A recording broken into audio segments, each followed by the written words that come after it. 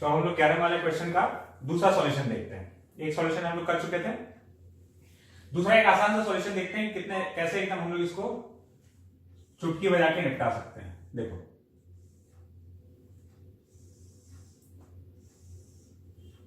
Alternate solution के बारे में तुम सोच भी सकते हो, थोड़ा दिमाग लगा सकते हो कि क्या हो सकता है। और जो हम करने वाले हैं वो अगेन सिंपल ज्योमेट्री है, इसमें कोई भी नया फंडा हम यूज नहीं करने वाले हैं।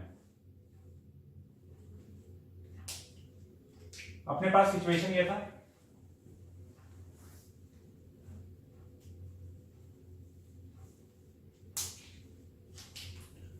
क्वीन अपनी यहां पर है,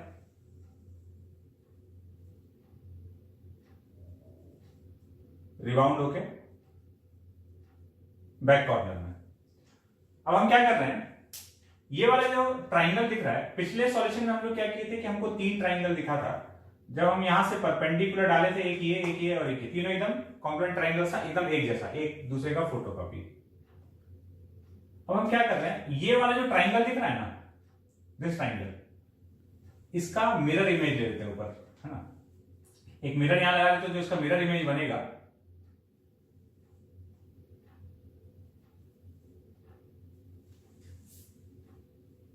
इसका मिरर इमेज हम यहां पे बना रहे हैं।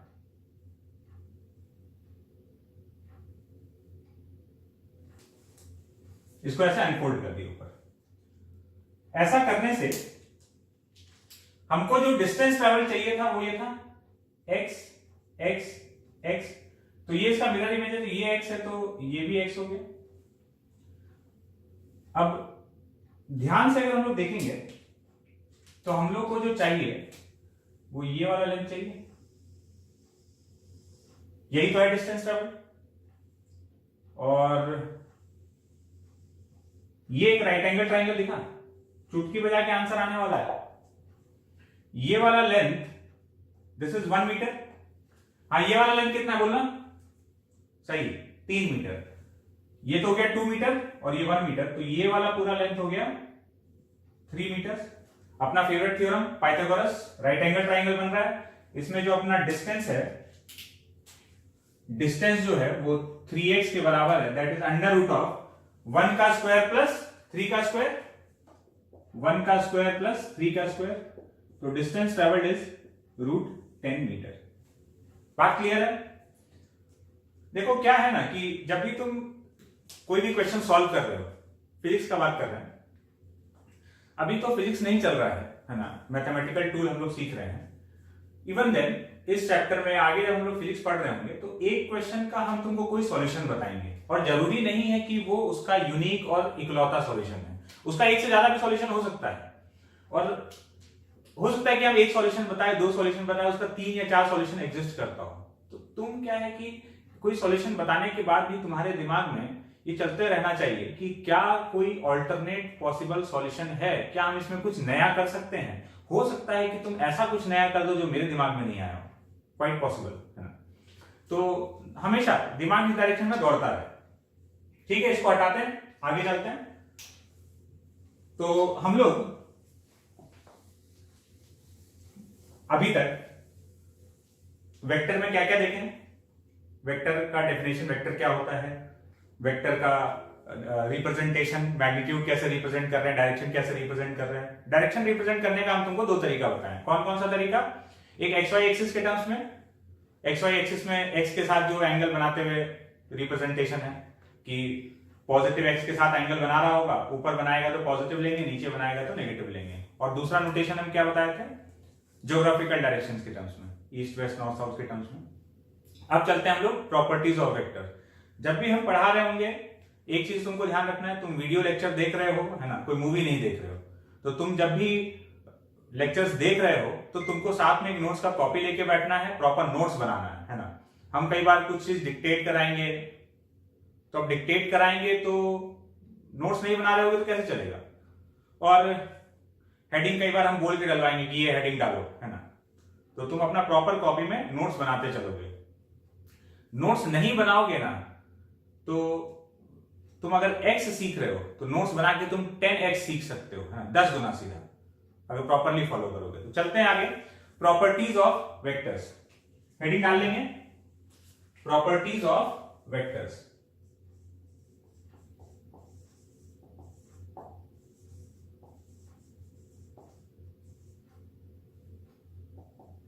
वेक्टर्स का कुछ प्रॉपर्टीज है।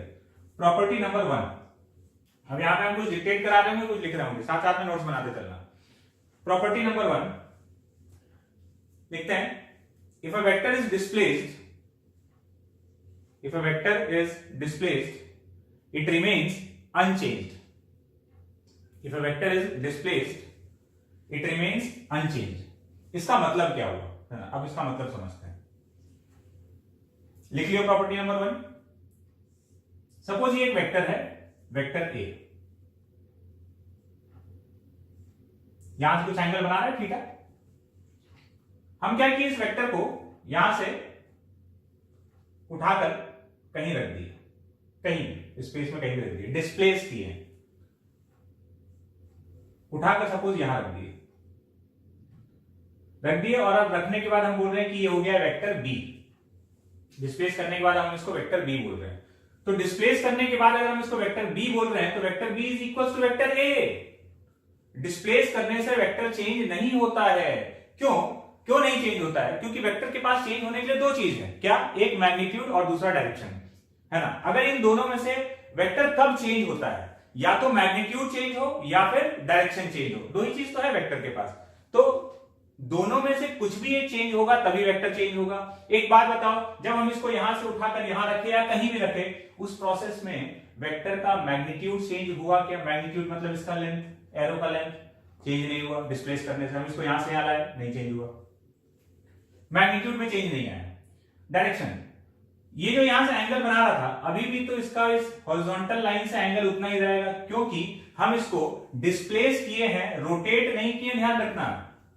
तो डिस्प्लेसमेंट के प्रोसेस में ना तो मैग्नीट्यूड चेंज हुआ और ना ही डायरेक्शन चेंज हुआ, तो वेक्टर चेंज नहीं हुआ। तो यही तो अपना पहला प्रॉपर्टी था कि if a vector is displaced it remains unchanged. तो अब ये प्रॉपर्टी दिमाग में रखना बड़ा फायदेमंद हो सकता है आगे कहीं पे भी। कई बार क्या होगा कि हम लोग अपने क्वेश्चन के सॉल्विंग के प्रोसेस में अपने जरूरत के हिसाब से वेक्टर को इधर से उधर डिस्प्लेस कर देंगे, है ना। और हम लोग जानते हैं कि इससे वेक्टर को कोई फर्क नहीं पड़ना है, लेकिन अपने क्वेश्चन में हो सकता है कि हमको सॉल्व करने में मजा आ जाए। Possible, quite possible. Property number 2 लिखते हैं। प्रॉपर्टी नंबर 2 नोट करेंगे। If a vector is rotated by some angle, if a vector is rotated by some angle other than integral multiple of 360 degree, if a vector is rotated by some angle other than integral multiple of 360 degree, then a new vector is obtained. Then a new vector is obtained. Note करिए, if a vector is rotated by some angle other than integral multiple of 360 degree, then a new vector is obtained. मतलब क्या हुआ? ये एक vector है, let's say vector A, ये यहां से एंगल बना रहा है θ1 एंगल बना रहा था। अब क्या बोला गया कि vector is rotated by some angle. अब हम इस वेक्टर को रोटेट कर रहे हैं, किधर भी एक तरफ रोटेट कर दिए, और सपोज रोटेट करने के बाद ये कुछ हम ऐसे रोटेट कर दिए, इसको रोटेट करने के बाद ये एंगल कुछ बन गया θ2। अब हम बोल रहे हैं इसको vector B. Now vector B is not equal to vector A. इस बार वेक्टर बी ए के इक्वल नहीं है, मतलब रोटेट करने से वेक्टर चेंज हो चुका है। क्यों चेंज हो चुका है? वही अभी जो बताया थे कि भाई वेक्टर के पास चेंज होने के लिए दो चीज है, मैग्नीट्यूड और डायरेक्शन। दोनों में से कुछ भी एक चेंज हो गया तो वेक्टर बदल गया। यहां क्या बदला है? रोटेट करने से मैग्नीट्यूड में चेंज नहीं आया, लेकिन डायरेक्शन में चेंज आ चुका है। लेकिन उस प्रॉपर्टी में एक नोट करने वाला बात है, ध्यान दिए हो क्या? ध्यान से पढ़े उसको, पढ़ो एक बार। क्या लिखा हुआ उसमें लिखा हुआ है, चलो ये छोड़ो, क्या लिखा हुआ है छोड़ो, कितना ध्यान से तुम लिखे और पढ़े हो इसका अभी हम चेक कर लेते हैं।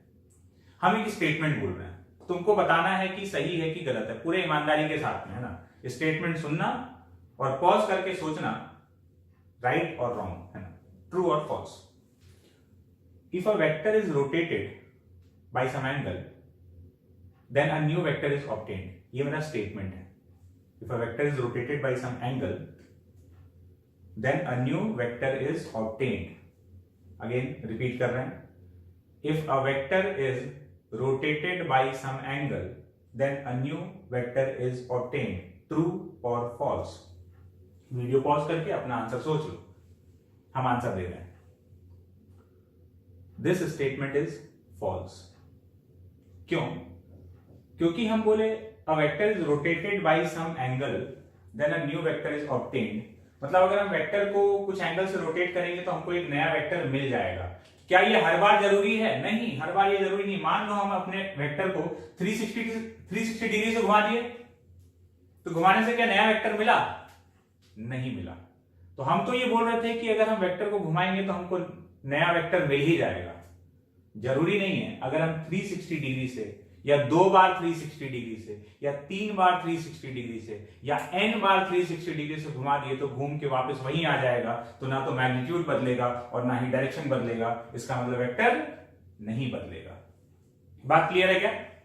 अब वो जो स्टेटमेंट लिखे थे, जो हम लोग प्रॉपर्टी नंबर 2 लिखे थे, उसको पढ़ के देखो. तो उसमें हम लोग ये लिखे थे कि if a vector is rotated by some angle other then integral multiple of 360 degree, 360 degree के मल्टीपल में अगर रोटेट ना करें तब पक्का है कि वेक्टर का डायरेक्शन चेंज हुआ है. और वेक्टर का डायरेक्शन चेंज हुआ है, इसका मतलब नया वेक्टर मिला है. बात क्लियर है क्या? Property number 2.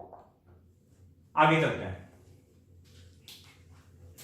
Property number 3. Property number 3 है नेगेटिव ऑफ अ वेक्टर. एक वेक्टर का नेगेटिव क्या होता है? ठीक है, तो लिखते हैं. Negative of a vector is a vector. Negative of a vector is a vector whose magnitude is equal to original vector and direction is opposite to original vector. Repeat कर रहे हैं. Negative of a vector is a vector.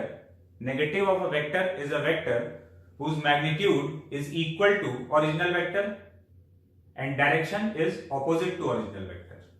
मतलब किसी vector का negative एक ऐसा vector है जिसका मैग्नीट्यूड तो उसी के बराबर रहेगा लेकिन डायरेक्शन उल्टा होगा. मतलब जैसे कि हम ये वेक्टर, ये सब नोट करते जाना है ना, खाली सुनना नहीं है, कहानी नहीं बता रहे हम यहाँ पे. ये वेक्टर ए हो गया. बात क्लियर है क्या? तो अगर हमको कोई बोले कि सर माइनस ए वेक्टर क्या होता है, तो ये होता है माइनस ए वेक्टर. बिल्कुल उसी के बराबर का लेंथ, उतने ही मैग्नीट्यूड का वेक्टर, बस डायरेक्शन क्या हो जाएगा? उल्टा. तो वेक्टर में प्लस और माइनस किसका सिंबल है? डायरेक्शन रिप्रेजेंट कर रहा होता है. बात समझ गए है ना? किसी भी वेक्टर का मैग्नीट्यूड हमेशा पॉजिटिव है. वेक्टर में जब भी प्लस या माइनस लगेगा ना, वो डायरेक्शन, एक किसी में प्लस लगाया तो अगर उसमें माइनस लग गया तो वो उसका उल्टा हो गया. तो माइनस ए वेक्टर क्या है? ए वेक्टर का same magnitude with A vector but direction is opposite to A vector. Clear है? ये हुआ property number 3. Property number 4. Property number 4 है multiplication of a vector by a scalar.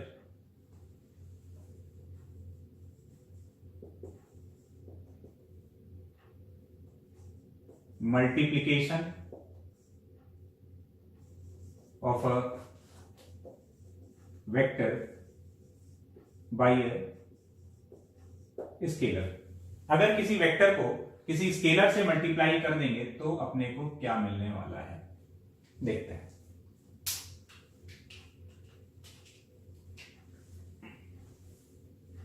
इसको क्लीन करते हैं, यहां से देखते हैं.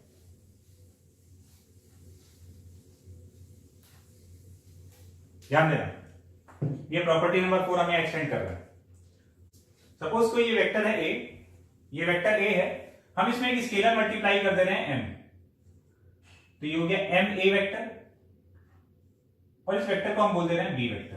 जो नया वेक्टर m a वेक्टर तैयार हुआ इसको हम नाम दे दिए b वेक्टर. अब हमको देखना है कि स्केलर के मल्टीप्लिकेशन से क्या फर्क पड़ा है. फर्क पड़ने के लिए अगेन दो चीज है. क्या क्या? एक मैग्नीट्यूड और दूसरा डायरेक्शन. स्केलर के मल्टीप्लिकेशन से क्या मैग्नीट्यूड चेंज हुआ है, स्केलर के मल्टीप्लिकेशन से क्या डायरेक्शन चेंज हुआ है. ठीक है, तो चेक करके देखते हैं। सबसे पहले मैग्नीट्यूड पे बात करते हैं।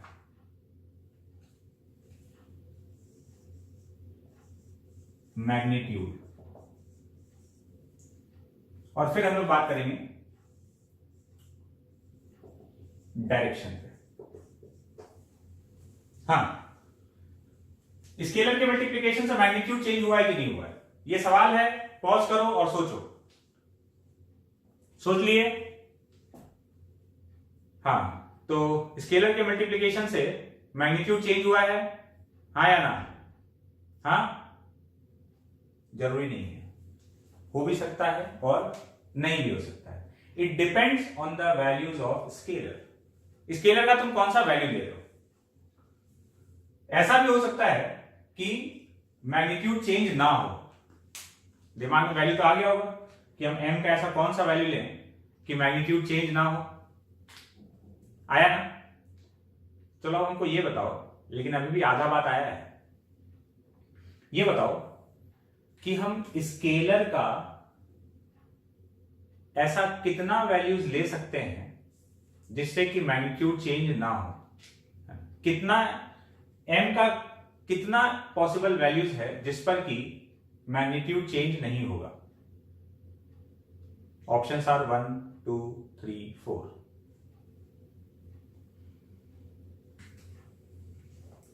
कितने लोगों का आंसर 1 है? मतलब ऑप्शंस ऐसे है A B C D। सवाल सुन लेना। m का ऐसा कितना वैल्यू एग्जिस्ट करता है जिस पर कि मैग्नीट्यूड चेंज नहीं होने वाला है। जो नया वेक्टर बना उसका मैग्नीट्यूड सेम। ऐसा एक वैल्यू है, 2 वैल्यू है, 3 वैल्यू है, 4 वैल्यू। कितने लोगों का आंसर A है? कितने लोगों का B है? आंसर अपना ये है, सही आंसर है 2। ऐसा 2 वैल्यूज एग्जिस्ट करता है m का जिस पर कि मैग्नीट्यूड में चेंज नहीं आएगा। कैसे? एक तो है 1 तो सबको दिख रहा है एकदम क्लियरली, सोचने वाला बात ही नहीं है। एक तो है 1 मल्टीप्लाई कर दिए, एनीथिंग इनटू 1 इज एनीथिंग। दूसरा वैल्यू है -1। सोचो m का वैल्यू अगर -1 होगा तो ये क्या बनेगा? -a vector. अच्छा, -a वेक्टर अगर बन गया तो -a वेक्टर और a वेक्टर, -a वेक्टर और a वेक्टर का मैग्नीट्यूड तो सेम ही है। -1 से मल्टीप्लाई करने पर ये -a वेक्टर बनेगा और -a वेक्टर का मैग्नीट्यूड a वेक्टर के बराबर ही है, खाली डायरेक्शन उल्टा है। तो हम लोग तो मैग्नीट्यूड का बात कर रहे हैं। तो अगर m का वैल्यू 1 या -1 हुआ तो मैग्नीट्यूड चेंज नहीं होगा।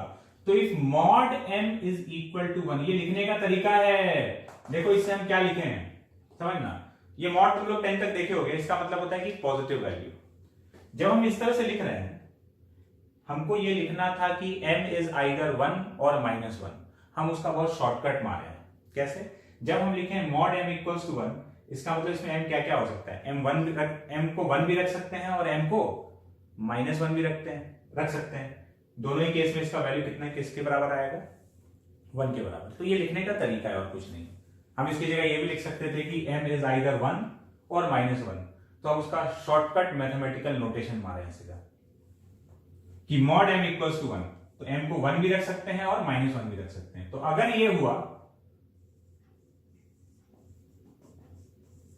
Magnitude will remain same. और अगर 1 या -1 के अलावा कोई भी वैल्यू हो गया तो पक्का है कि मैग्नीट्यूड चेंज होना ही होना है। ठीक है, मैग्नीट्यूड चेंज होना ही होना है। तो अब हम फिर से शॉर्टकट मारेंगे। अब हमको m का कौन सा वैल्यू लेना है? 1 या -1 के अलावा कोई भी। तो हम ऐसे लिख रहे हैं mod m is not equal to 1। Mod m is not equal to 1, इसका मतलब मॉड m 1 नहीं है तो 1 के अलावा कोई भी वैल्यू हो सकता है। तो m -1 या 1 नहीं है। तो अब मैग्नीट्यूड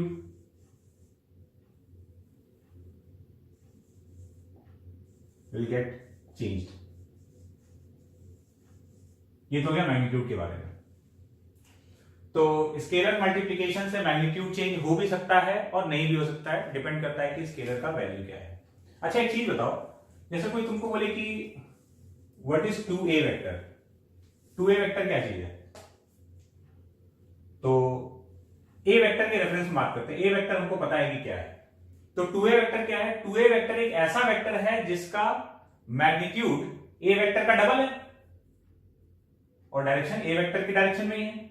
मतलब अगर ये a वेक्टर है then this is 2a vector. कोई पूछ ले कि -3a वेक्टर क्या है, तो -3a वेक्टर, तो माइनस लग गया मतलब उल्टा हो गया, और 3 है इसका मतलब -3a वेक्टर एक ऐसा वेक्टर है जिसका मैग्नीट्यूड वेक्टर a का 3 गुना है लेकिन डायरेक्शन उल्टा है। ये -3a वेक्टर होगा। ऐसे ही बात समझ में आ रहा है क्या? याद ताजा करा दे रहे हैं। तो अब बात करते हैं हम लोग डायरेक्शन पे कि भाई डायरेक्शन को क्या फर्क पड़ा, चेंज हुआ कि नहीं हुआ।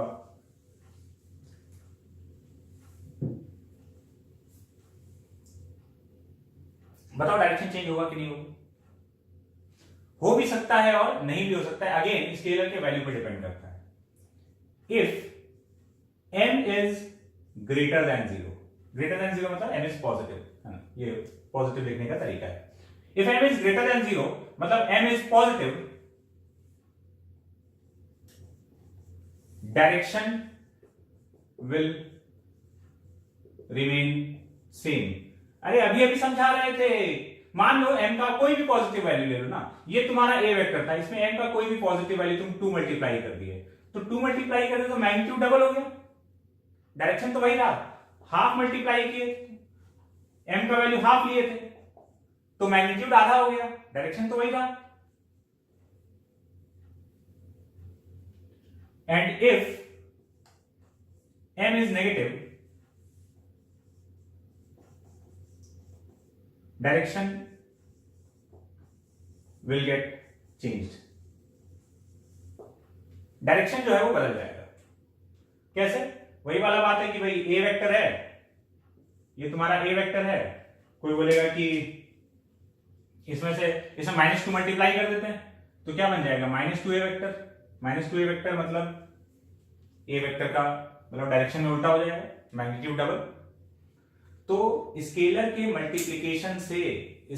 मल्टीप्लिकेशन से डायरेक्शन चेंज हो भी सकता है और नहीं भी हो सकता। कब हो सकता है कब नहीं हो सकता, सामने एकदम क्लियर है। अगर m पॉजिटिव हुआ तो डायरेक्शन चेंज नहीं होगा और m अगर नेगेटिव हुआ तो डायरेक्शन चेंज होगा। इसमें एक गौर फरमाने वाला बात है, अब ध्यान देने वाला बात, इससे कंक्लूजन निकल रहा है। देखो क्या है ना कि क्वेश्चन किसी छोटे से बात से बनाया जा सकता है ना, कभी भी क्वेश्चन डिफिकल्ट नहीं होता। बात यह है कि तुमको उसका वो पॉइंट कहीं दिमाग से मिस हो चुका है ना, तुमको वो बात बारीकी से याद नहीं था ना, जिस बारीकी से पता होना चाहिए था। जैसे अब यहां से कंक्लूजन निकला कि स्केलर के मल्टीप्लिकेशन से डायरेक्शन चेंज हो भी सकता है और नहीं भी हो सकता है। अब इसमें मस्त बात ये निकल के आता है कि जब भी हम किसी वेक्टर से स्केलर को मल्टीप्लाई करेंगे, समझना ये वेक्टर है ए वेक्टर, तुम इससे स्केलर को मल्टीप्लाई कर दिए m, तो तुम्हारा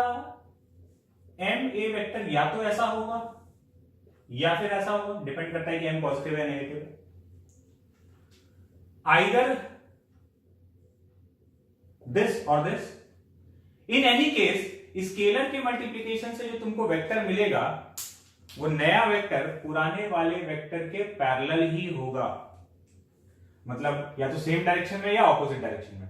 वेक्टर में इन दोनों को पैरेलल कहा जाता है, मतलब इस तरीके से तब भी पैरेलल और ऐसा है तब भी पैरेलल। मतलब नॉर्मल लैंग्वेज में हम लोग इसको एंटी पैरेलल बोल सकते हैं, बट वेक्टर में क्या है कि दो वेक्टर अगर सेम डायरेक्शन में है, चाहे दो वेक्टर ऑपोजिट डायरेक्शन में, उसको मिला जुलाकर पैरेलल कहा जाता है ना। तो अगर हम वेक्टर को किसी स्केलर से मल्टीप्लाई कर रहे हैं तो नया vector will be parallel to पुराना वेक्टर। कभी भी ऐसा नहीं होगा कि तुम्हारा ये वेक्टर ए है और तुम स्केलर से मल्टीप्लाई कर रहे हो और एम ए वेक्टर तुम्हारा ऐसा बन गया किसी एंगल पे, नहीं, या तो वो इसी डायरेक्शन में आएगा या फिर ऑपोजिट डायरेक्शन में आएगा। तो स्केलर के मल्टीप्लिकेशन से जो भी नया वेक्टर बनने वाला है वो पुराने वेक्टर के पैरेलल है। अपने नोट्स में ये बात नोट कर लेना ध्यान से, कहीं भी काम आ जाएगा तब याद करोगे। बात क्लियर है? अगले प्रॉपर्टी में चलते हैं।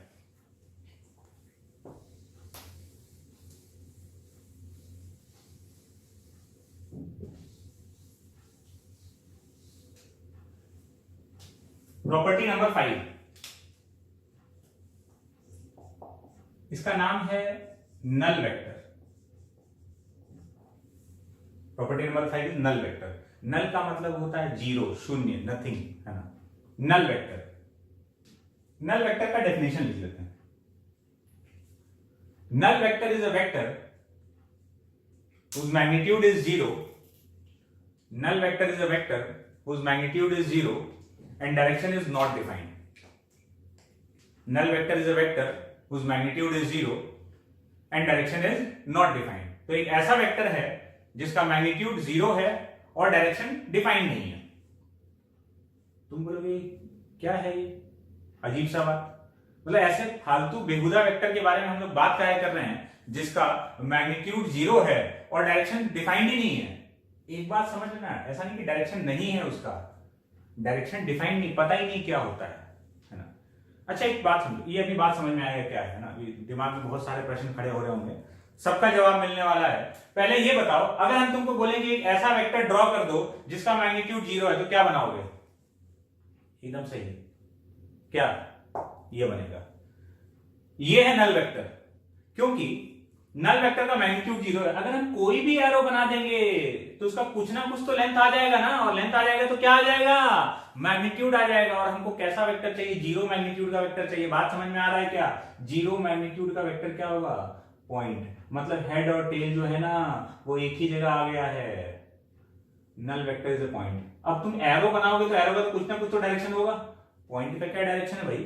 कुछ है ही नहीं, किधर जाने के लिए है ही नहीं, एरो बन ही नहीं रहा है।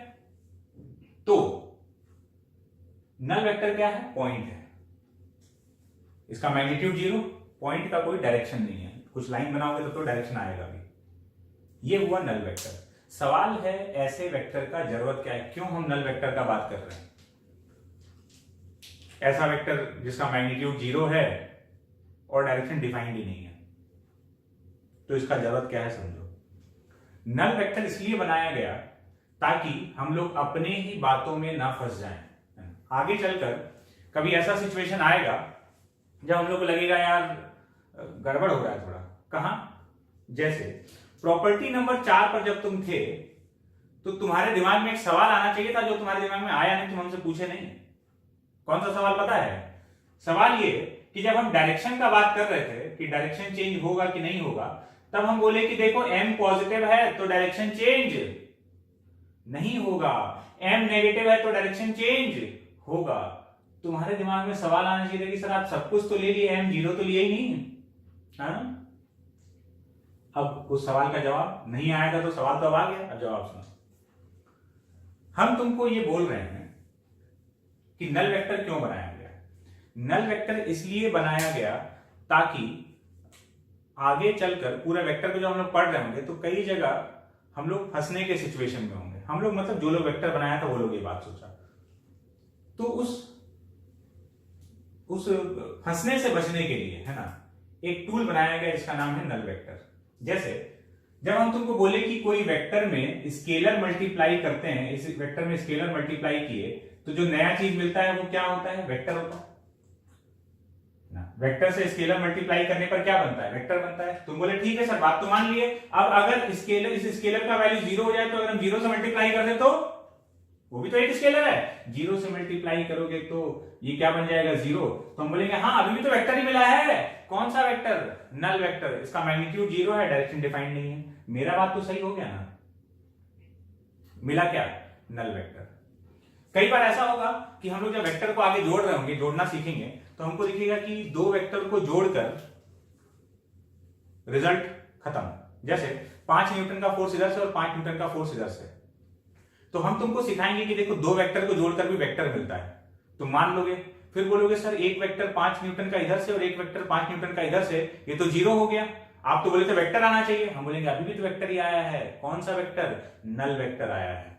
और हम लोग फंसने से बच जाएंगे। समझे? नल वेक्टर का पूरे वेक्टर में सिर्फ यही काम है ना, कि कई कई जगह पर ऐसे दिक्कतों से बचना जहां इनडिटरमिनेंसी टाइप का थी। जैसे यहां पर अगर नल वेक्टर डिफाइन नहीं होता तो यहां पर हम लोग जवाबलेस हो चुके होते, बोल ही नहीं पाते कि अरे क्या हुआ। तो अब कहीं पर भी किसी रिजल्ट में वेक्टर आना चाहिए और वहां अगर 0 आ जाता है तो हम लोग बोलेंगे वेक्टर ही आया है। कौन सा वेक्टर? नल वेक्टर आया है जिसका मैग्नीट्यूड 0 है और डायरेक्शन डिफाइंड नहीं है।